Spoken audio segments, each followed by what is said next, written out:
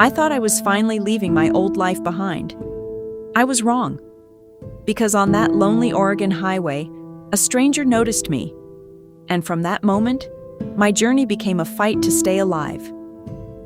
My name is Jessica, and after losing my husband, I decide to leave everything behind and start over somewhere else. I pack my belongings, hook up my trailer, and begin driving through the mountains. At first, all I want is to put as much distance as possible between me and my past. But then a man in a Jeep starts driving aggressively around me. He speeds up when I try to pass, gets dangerously close, and then disappears down the road. I tell myself it was probably just a bad encounter. But later, when I stop for fuel, I see the same Jeep again. That's when I start wondering if I'm being followed. I spend the night at a motel, hoping that by morning I'll be far away from him. The next day, the same man approaches me and awkwardly apologizes for what happened on the road.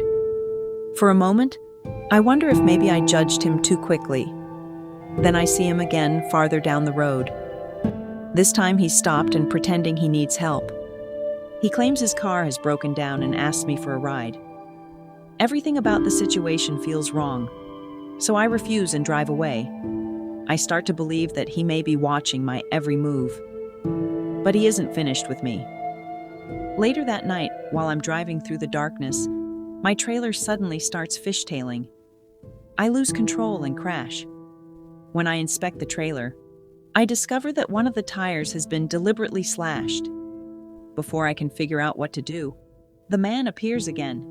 He gets into my car, and the next thing I remember, I'm waking up somewhere I don't recognize. I'm locked inside a room in his remote cabin. Now I know this was never a coincidence. He deliberately followed me, trapped me, and brought me here. He forces me to talk about my husband and the painful way he died. Then he hints that I'm not the first woman he's brought here. The next morning, I hear him leave the room. I search for a way out and manage to get the door open. But instead of running immediately, I hide in a closet when I hear him nearby. From there, I hear him talking to his wife on the phone, as if everything is perfectly normal. That's when I realize how easily he can lie to the people closest to him. When he leaves again, I finally take my chance and run into the forest. I don't know where I'm going, but I know staying there means certain danger. He follows me into the woods.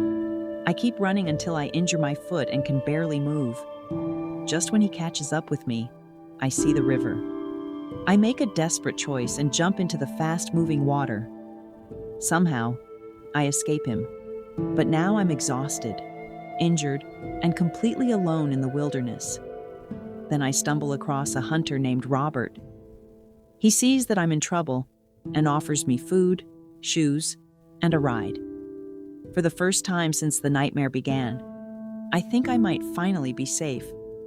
But that feeling doesn't last long. Our path is blocked by a fallen tree, forcing us to stop.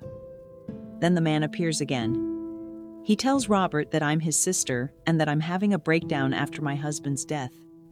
Robert doesn't know who to believe. I try to convince him that the man is lying, but the situation turns violent before Robert can get me to safety. I run again, knowing the man will keep coming after me. I hide in a cave when the rain starts, hoping the darkness will finally protect me. But he finds me there too, and I'm injured while trying to escape. I crawl away and hide in a small pond, barely daring to breathe. He searches the area and tries to lure me out, but eventually he leaves. When morning comes, I see him dealing with Robert's body nearby. I wait for my chance, sneak into his Jeep, take his phone, and hide inside. As he drives away, I use the phone to call for help. Then I make a desperate move that causes the Jeep to crash. I crawl out of the wreck and notice a search helicopter nearby.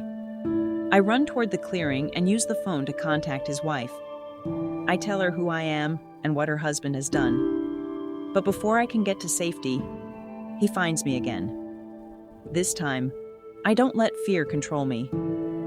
I keep the phone on speaker so his wife can hear him, exposing the truth about the man she trusted.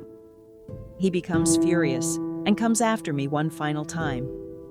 We face each other in the clearing, and I realize that the fear that controlled me earlier is finally gone. I fight back with everything I have left. When he finally goes down, I know the nightmare's over.